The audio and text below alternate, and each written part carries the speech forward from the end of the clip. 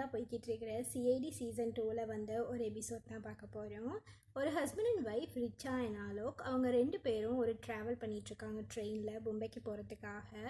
ஓடுற ட்ரெயினில் ராத்திரி தூங்கி மார்னிங் எழுந்து பார்க்கும்போது ஹஸ்பண்ட் மிஸ் ஆகியிருக்காரு. அவருக்கு என்ன ஆச்சு அப்படின்ற பார்க்குறது தான் இன்னைக்கான கேஸ். வாங்க கேஸ்குள்ளே போகலாம். ஓடிட்டுருக்கிற ஒரு ட்ரெயினை காட்டுறாங்க. அங்கே ரிச்சான்றவங்க அவங்களோட ஹஸ்பண்டை காணோன்னு தேடிட்டுருக்காங்க. அவரோட பேர் ஆலோக். யாரும் பார்க்கலன்னு சொல்கிறாங்க. ஒருத்தர் முதல்ல இறங்கின புஷ்வான் ஸ்டேஷனில் ஒரு வேளை அவர் ஏறாமல் விட்டுருக்கலான்னு சொல்கிறாரு. ஆனால் புஷ்வான் ஸ்டேஷனுக்கு அப்புறமா ரவுண்ட்ஸ் வந்து போலீஸ் செக் பண்ணியிருப்பார். எல்லாருமே தூங்கிட்டு இருந்திருப்பாங்க. அதுக்கப்புறமா ஒரு வேளை வேறு ஏதாச்சும் ஸ்டேஷன் வந்திருக்கலாம், அப்போ அவர் இறங்கியிருக்கலான்னு சொல்கிறாங்க. ஆனால் அங்கே இருந்த போலீஸ் அதுக்கப்புறம் எந்த ஸ்டேஷனுமே வராது, ஸ்ட்ரெயிட்டாக மும்பை தான் போய் நிற்கும்னு சொல்கிறாரு. சரி, ஒரு வேளை அடுத்த கம்பார்ட்மெண்ட்டுக்கு போயிருக்கலாம், நான் போய் பார்க்குறேன்னு சொல்லி ரிச்சா கிளம்புறாங்க. ஆனால் இங்கே திருட்டு பயம் இருக்குன்றதுனால எல்லா கம்பார்ட்மெண்ட் டோரையும் க்ளோஸ் பண்ணி தான் வச்சுருப்போம் நைட்லன்னு சொல்கிறாரு போலீஸ். அப்படின்னா அவர் எங்கே போனார்னு யோசிச்சுட்டு இருக்கும்போது ஒருத்தர் தன்னோட பேக் எடுக்கிறதுக்காக கீழே குனிகிறாரு. அப்போது ஒரு பேக்கில் பிளட் இருக்கிறத பார்த்து கத்துறாரு. ஒரு போலீஸ் போய் அதை ஓப்பன் பண்ணுறாரு. உள்ளே பார்த்தா ஒருத்தரை கொன்று வெட்டி வச்சுருக்காங்க. இதை பார்த்ததுமே ரிச்சா கத்திட்டே மயங்கி விழுகிறாங்க. நெக்ஸ்ட் சீன்லேயே சிஐடிஸ் வந்துடுறாங்க. 25 பீஸா கில்லர் வெட்டி வச்சுருக்கான். ஒரு ட்ரெயினில் இப்படி இத்தனை பேருக்கு நடுவில் ஒருத்தர் வந்து ஒருத்தரை கொலை பண்ணி 25 பீஸா வெட்டியும் யாரும் எதையும் பார்க்கவும் இல்லை, எதையும் கேட்கவும் இல்லை. ரிச்சா அது ஆலோக் தான் கன்ஃபார்மாக சொல்லி அழுதுகிட்டே இருக்காங்க. அதுக்கு காரணம் என்னென்னா அவரோட கையில் இருந்த ரிங், அப்புறம் பிரேஸ்லெட், அவர் போட்டிருந்த ட்ரெஸ் தான். இதெல்லாம் ஆலோக் அன்னைக்கு தூங்கும்போது போட்டுட்டு தான் தூங்கியிருப்பார். ரிச்சாவை வெயிட்டிங் ரூமுக்கு அனுப்புகிறாங்க. அதுக்கப்புறமா மற்றவங்க கிட்டலாம் விசாரிக்கிறாங்க. பேசஞ்சர்ஸ் கிட்ட கேட்கும்போது நைட் எல்லாரும் சேர்ந்து நல்லா விளையாடிட்டு அதுக்கப்புறம் தான் தூங்கியிருந்திருக்காங்க. ரிச்சாவும் ஆலோக்கும் கூட இவங்க கூட விளையாடி இருப்பாங்க. இதெல்லாம் ஒருத்தர் வீடியோவும் எடுத்திருக்காரு. அந்த பேசஞ்சர்ஸில் இருந்த இன்னொரு வயசானவர், ஒரு குண்டூசி விழுந்தா கூட நான் தூக்கத்துலேருந்து எழும்பிடுவேன், இப்படி ஒரு வேலை நடந்தும் நான் எப்படி எழும்பாமல் இருந்தேன்னு எனக்கு புரியலைன்னு சொல்கிறாரு. ட்ரெயினுக்குள்ளே சிசிடிவி இல்லை, ஆனால் பேசஞ்சர்ஸோட சேஃப்டிக்காக அங்கே 2 போலீஸ் இருந்திருப்பாங்க. அவங்க கொஞ்ச நேரம் கூட நாங்கள் தூங்கவே இல்லைன்னு சொல்கிறாங்க. 10 ஃபீட் தூரத்தில் தான் ரிச்சாவும் ஆலோக்கும் இருந்திருப்பாங்க இவங்களுக்கு. நாங்கள் அங்கே இருந்த வரைக்கும் அங்கே எதுவுமே நடக்கலைன்னு கன்ஃபார்மாக சொல்கிறாங்க. கம்பார்ட்மெண்ட் ஃபுல்லாக ஸ்ப்ரே அடித்து பிளட் இருக்கான்னு செக் பண்ணிகிட்ருக்கார் ஒரு சிஐடி ஆஃபீஸர். நைட்டு 7:30 மணிக்கு நாக்பூர்லேருந்து இந்த ட்ரெயின் கிளம்பியிருக்கு. அதுக்கப்புறமா புஷ்வான் ஸ்டேஷனில் வந்து 2:30 மணிக்கு நின்றுருக்கு. அதிலிருந்து 6:30 மணிக்கு தான் இந்த ட்ரெயின் மும்பைக்கு வந்து நின்றுருக்கு. நடுவில் எங்கேயுமே நிற்கலை. இந்த 2:30 மணிலேருந்து 6:30 மணிக்குள்ளே தான் ஏதோ நடந்திருக்கணும். 24 பேசஞ்சர்ஸ் இருந்தும் யாருக்குமே எதுவுமே தெரியலை. ஒன்று இவங்க எல்லாரும் சேர்ந்து அவரை கொலை பண்ணியிருக்கணும், இல்லைன்னா இவங்க எல்லாரும் சேர்ந்து ஏதோ ஒன்று மறைக்கிறாங்கன்னு நினைக்கிறாங்க. பிளட்டை தேடி பார்த்தவருக்கு எதுவுமே கிடைக்கல, ஒரு ட்ராப் கூட இல்லை.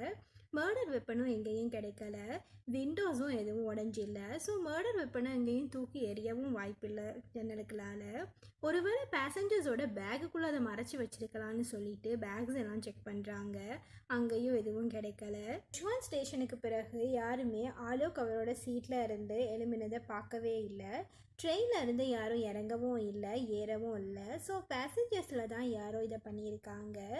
இப்போ பேசஞ்சர்ஸோட ட்ரெஸ், அவங்களோட ஐடி, டிக்கெட்ஸ் எல்லாம் செக் பண்ணிவிட்டு அவங்களோட ஃபோட்டோவும் எடுத்துக்கிறாங்க. அதுக்கப்புறமா பாடியை போஸ்ட்மார்ட்டம்க்கு அனுப்புகிறாங்க. கில்லர் கொலையை பண்ணிவிட்டு பாடியை ட்ரெயினில் இருந்து வெளியே போட்டிருக்கலாம், இல்லைனா தன்னோட கொண்டும் போயிருக்கலாம். ஆனால் அவர் ரிச்சாவோட பேக்குக்குள்ளே அதை வச்சுருக்கான். அது ஏன்ற டவுட் இவங்களுக்கு வருது. ரிச்சா கிட்டேயே போய் விசாரிக்கிறாங்க. அவங்க எந்த மேலேயே டவுட் பண்ணுறீங்களா? நாங்கள் 2 பேரும் ஒருத்தர் ரொம்ப லவ் பண்ணுறோன்னு சொல்கிறாங்க. நான் அவரை ஏதாச்சும் பண்ணியிருந்தேன்னா கூட இங்கே இருந்தவங்களுக்கு தெரிஞ்சிருக்கும் தானேன்னு சொல்கிறாங்க. இவங்க பேகை இவங்க லாக் பண்ணி தான் எடுத்துகிட்டு வந்திருப்பாங்க. அந்த கீ இவங்க கிட்டே இருக்கும்போது எப்படி மற்றவங்களால அதை ஓப்பன் பண்ணியிருக்க முடியும், பொடியை உள்ளே வச்சுருக்க முடியும்னு சிஐடிஸ் கேட்கும்போது தான் இவங்களுக்கு ஒரு விஷயம் கிளிக் ஆகுது. இவங்க பேகோட முதல் சேஃப் பிஞ்சு தான் போயிருக்கும் வீட்டிலேருந்து கிளம்பும் போதே. ஆனால் இங்கே ட்ரெயினில் ஓப்பன் பண்ண பேக் பிஞ்சு போய் இருந்திருக்காது. இப்போ தான் அவங்களுக்கு தோணுது அது தன்னோட பேக் இல்லை அப்படின்றது. இந்த பேகோட லொக்கை கொடுத்து ஓப்பன் பண்ணி பாருங்கன்னு சொல்கிறாங்க. நாக்பூர் ஸ்டேஷனில் ஏறும்போது ஒரு கூலியை வச்சு தான் நாங்கள் பேகை உள்ளே எடுத்தோன்னு சொல்கிறாங்க அவங்க. முதல்ல போலீஸ் பேகை திறக்கும்போது பிச்சு தான் திறந்துருப்பார். அந்த லோக் அப்படியே தான் இருக்கும். அதில் கீயை போட்டு பார்க்குறாங்க, அது ஓப்பன் ஆகலை. ஸோ இவங்க சொன்னது உண்மை தான். இது எல்லாமே நாக்பூர் ஸ்டேஷனில் தான் ஸ்டார்ட் ஆகிருக்குன்னு சொல்லிட்டு அங்கே போய் விசாரிக்கிறதுக்காக சீனியர் இன்ஸ்பெக்டர் தயாவும் அப்புறம் ஒரு சிஐடி ஆஃபீஸரும் போகிறாங்க. முஷ்வன் ஸ்டேஷனில் இருந்து மும்பை ஸ்டேஷன் வரைக்கும் ஏதாச்சும் ரெட் கலர் பேக் தெரியுதான்னு ட்ரோனை வச்சு செக் பண்ணுங்கன்னு சொல்லி இன்ஸ்பெக்டர் பங்கஜ் அனுப்புகிறாங்க. அடுத்ததாக பேசஞ்சர்ஸ் எல்லாம் இரிட்டேட் ஆகிட்டு இருந்ததுனால அவங்களோட டீட்டெயில்ஸும் இப்போ இவங்க கிட்டே இருக்குதானன்றதுனால அவங்கள அனுப்புகிறாங்க. அப்புறம் ரிச்சாவையும் வீட்டுக்கு அனுப்புகிறாங்க. ஆனால் 24 ஹவர்ஸும் அவங்கள வாட்ச் பண்ண சொல்லி ஒரு சிஐடி ஆஃபீஸரையும் அனுப்புகிறாங்க. நாக்பூர் ஸ்டேஷன் போயிட்டு சிசிடிவி ஃபுட்டேஜை தயா செக் பண்ணுறாரு. அங்கே பார்த்தா பேக் உண்மையிலேயே மாறப்பட்டிருக்கிறது தெரியுது. அவங்க ஒரு கூலியை வச்சு தான் பேக்கை மேலே ஏற்றிருப்பாங்க. அவர் மற்ற பேக்ஸை வைக்கிறதுக்காக போகும்போது இந்த பேக்கை மட்டும் வெளியே வச்சுட்டு போயிருப்பார். அந்த டைம் இன்னொரு கூலி வந்து இதே மாதிரி இருக்கிற ஒரு பேக்கை அங்கே வச்சுட்டு அவங்களோட பேக்கை எடுத்துகிட்டு போயிருப்பார். இப்போ அந்த கூலியை பிடிச்சா தான் மீதி விஷயம் தெரியும். நெக்ஸ்ட் இல்லையே அந்த கூலியை பிடிச்சிடுறாங்க. அவர்கிட்ட ஒரு கேர்ள் வந்து காசு கொடுத்து பேக்கை மாற்ற சொல்லியிருப்பாங்க. ரிச்சாவோட பேக்கை அவங்களே எடுத்துகிட்டு போயிருப்பாங்க. அவங்க ஷோல் போட்டு ஃபேஸை கவர் பண்ணி இருந்ததுனால இவருக்கு அவங்க ஃபேஸ் எப்படி இருக்குன்றதே தெரியலை. இந்த கேர்ள் பேக்கை தன்னோட எடுத்துகிட்டு போயிருந்ததுனால ட்ரோன் வச்சு செக் பண்ண சிஐடி ஆஃபீஸருக்கு எதுவுமே கிடச்சிருக்காது. அதுக்கப்புறமா ரிச்சாவை 24 ஹவர்ஸ் வாட்ச் பண்ண சொன்ன சிஐடி ஆஃபீஸரை காட்டுறாங்க. அவங்க இவங்களுக்கு கால் பண்ணுறாங்க. ரிலேஷன்ஸ் மட்டும் வீட்டுக்கு மாறி மாறி வந்துட்டு போகிறாங்க. ஆனால் ரிச்சாவோ அவங்க வீடு சம்மந்தப்பட்டார்கள் யாருமோ வெளியே வரலைன்னு சொல்கிறாங்க.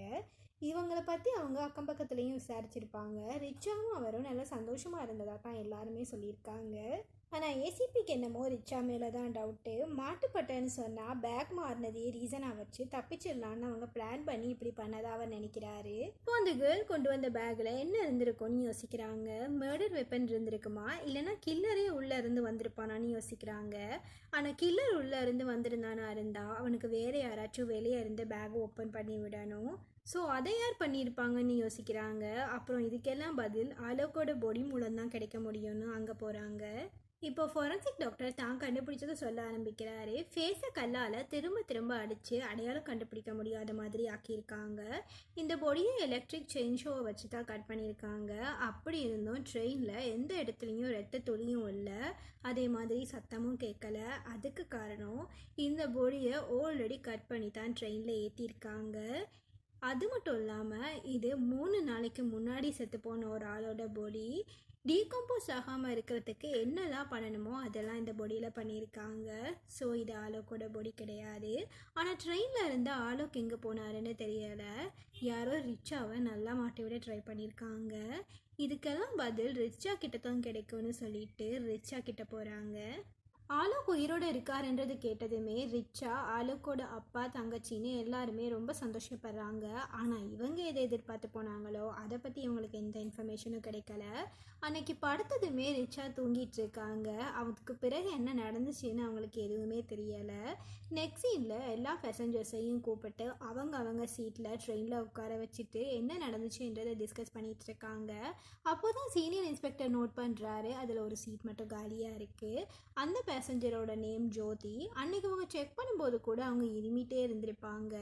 அவங்கள கூட்டிகிட்டு வரத்துக்காக ஒரு சிஐடி ஆஃபீஸர் போயிருப்பாங்க. இப்போ அவங்க திரும்பி வந்து வீடு பூட்டி இருக்குது, அவங்களோட ஃபோனும் ஆஃபில் இருக்குன்னு சொல்கிறாங்க. அப்போ ஒருத்தர் அன்னைக்கு முகம் வரைக்கும் பெட்ஷீட்டால் மூடிட்டு அவங்க தூங்கிட்டு இருந்தாங்க. கொரட்டை சத்தம் வந்துட்டே இருந்துச்சு. மும்பை போன பிறகு தான் ஒரு தடவை அவங்க முகத்தை பார்த்தேன்னு சொல்கிறாரு. இப்போ நெக்ஸ்ட் சீன்லேயே 2 சிஐடி ஆஃபீஸர்ஸ் அவங்க வீட்டுக்கு போயிருக்காங்க. பெல் அடிக்கிறாங்க, ஆனால் யாரும் ஓப்பன் பண்ணலை. அப்போ ஒரு கேர்ள் வெளியே இருந்து வீட்டுக்குள்ளே வரா. தான் ஜோதின்னு சொல்கிறா. ஆனால் இவங்க அன்னைக்கு பார்த்த ஜோதி இது கிடையாது. சோஷியல் மீடியாவிலேருந்து இவங்களோட டீட்டெயில்ஸை எடுத்து அந்த டீட்டெயில்ஸை யூஸ் பண்ணியிருக்காங்க.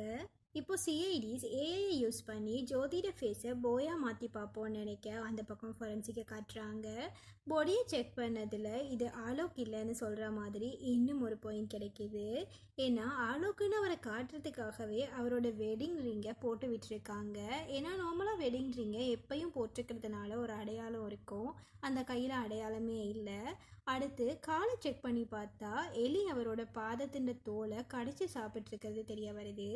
இதை வச்சு ஒன்றில் அவரை டார்ச்சர் பண்ணி கொலை பண்ணியிருக்கணும், இல்லைன்னா அவர் ரோட் சைடில் வாழ்கிறவராக இருக்கணும், இல்லைன்னா இது ஒரு அன்கிளைம்டு பாடியாக இருக்கணும்னு நினைக்கிறாங்க. ரிச்சாவை மாட்டி விடுறதுக்காக யார் இந்தளவுக்கு பண்ணியிருக்காங்கன்னு ஃபொரன்சிக்ஸ் யோசிச்சுட்ருக்கு. அங்கால சிஐடிஸை காட்டுறாங்க.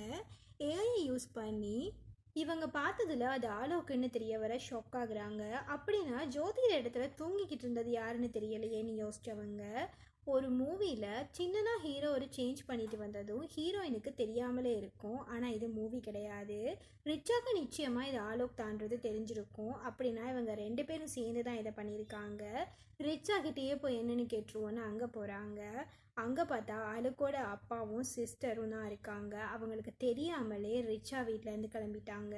ரிச்சாவோட பேக்கை யாரோ மாற்றினதுனாலையும் உள்ளே இருந்தது ஆலோக்கோட பொடி இல்லைன்றதுனாலையும் 24 ஹவர்ஸ் ரிச்சாவை வாட்ச் பண்ண சொல்லியிருந்த சிஐடி ஆஃபீஸர் கொஞ்சம் லூஸாக விட்டுருப்பாங்க.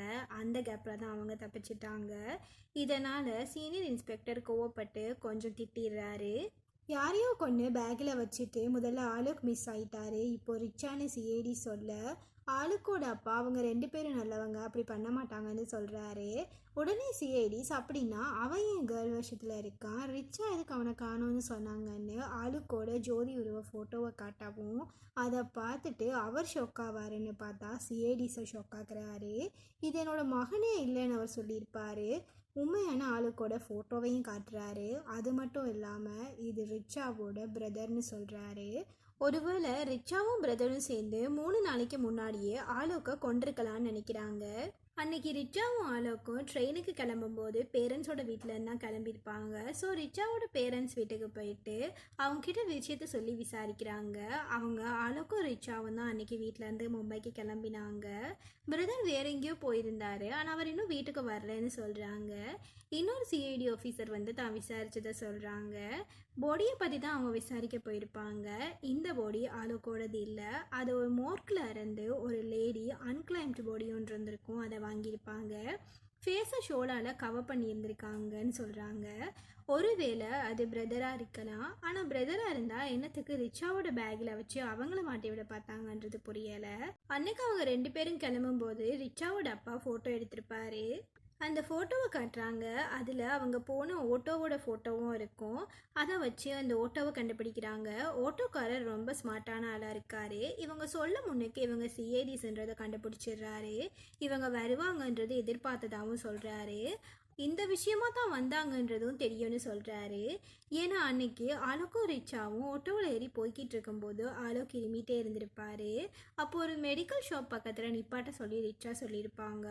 ஆலோக் இறங்கி உள்ளே போயிருப்பார் மருந்து வாங்கிறதுக்காக. திரும்ப வரும்போது சேம் ட்ரெஸ் தான் இருந்திருக்கும், சேம் கேப் தான் இருந்திருக்கும், ஆனால் ஃபேஸே மாறி இருக்கும். வேற ஒருத்தர் தான் வந்து ஏறி இருக்காரு அப்படின்னா. ஆனால் இது லவ் மேட்டருன்னு நினச்சி இவர் யார்கிட்டையும் சொல்லாமல் பேசாமல் இருந்திருப்பார். அடுத்து எப்படி இருந்தாலும் இவங்க மெடிக்கல் ஷாப் தான் போவாங்கன்னு புரிஞ்சு இவரை அங்கே கொண்டு போய் விட்டுடுறாரு. இவங்களும் உள்ளே போய் மெடிக்கல் ஷாப் ஓனர்கிட்ட நைஸாக பேசி பார்க்குறாங்க. அவர் எதுவுமே சொல்லலை. ஸோ வெளுன்னு வெளுத்துடுறாங்க. இப்போ உண்மையை சொல்ல ஆரம்பிக்கிறாரு. ரிச்சாவோட பிரதரும் இவரும் ஃப்ரெண்ட்ஸ். ஆளுக்கு கொள்றதுக்காக காசு கொடுத்துருப்பாரு. இவருக்கும் காசு தேவை இருந்ததுனால ஓகேன்னு சொல்லியிருப்பாரு.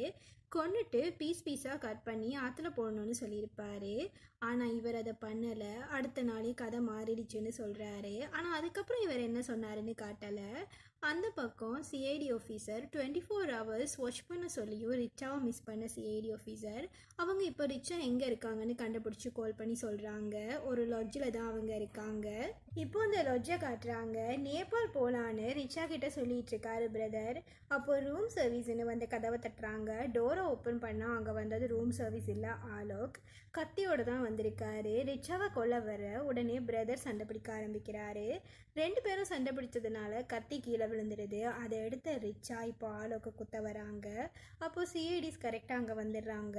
உடனே ரிச்சா ஆலோக் தங்களை கொல்ல வந்ததாக சொல்கிறாங்க. ஆனால் உண்மையிலேயே ஃபுல்லாக என்ன நடந்துச்சுன்றது இப்போ சிஐடிஸ்க்கு தெரியும். ரிச்சாவும் பிரதரும் சேர்ந்து ஆலோவை கொல்றதுக்கு பிளான் போட்டு மெடிக்கல் ஓனருக்கு காசு கொடுத்துருப்பாங்க. அவர்கிட்ட ஆலோக் எக்ஸ்ட்ரா காசு கொடுத்து தன்னை கொன்னுட்டதா பொய் சொல்ல சொல்லியிருப்பாரு. அதுக்கப்புறமா தன்னோட கொலை கேஸில் ரிச்சாவையும் பிரதரையும் மாட்டி விடணும்னு நினச்சிருப்பாரு. இப்போ இதெல்லாம் ஏன் நடந்துச்சுன்றதை சொல்கிறாங்க. பிரதர் காசை டபுள் ஆக்கிறதுக்காக ஆலோக்கிட்ட இருந்து 30 லட்சம் வாங்கியிருப்பாரு. ஆனால் அது லொஸ் ஆகி இருக்கும். அதுக்கு பதிலாக ஆலோக் அவங்கக்கிட்ட அவங்களோட வீட்டை எழுதி கேட்டிருப்பாரு.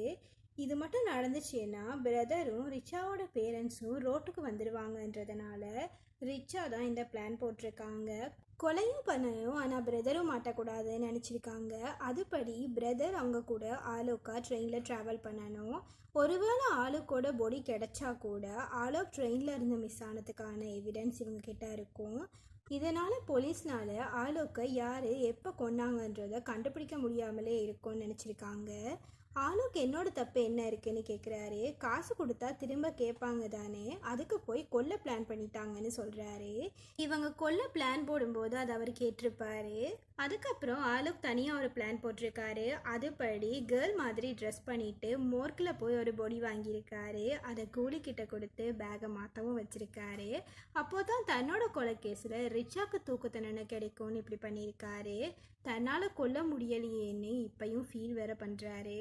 அன்னைக்கு கடைசியாக ஜோதி மாதிரி எல்லார் கூடயும் இருந்தது பிரதர் தான். அப்போது முதல்ல இருந்தே அங்கே தூங்கிட்டு இருந்தது யாருன்னு கேட்டால் கொரட்டை சத்தத்தை ரெக்கார்ட் பண்ணி பெட்ஷீட் கீழே பிலோவை ஒரு ஆள் படுத்திருக்கிற மாதிரி செட் பண்ணி வச்சுருந்துருக்காங்க.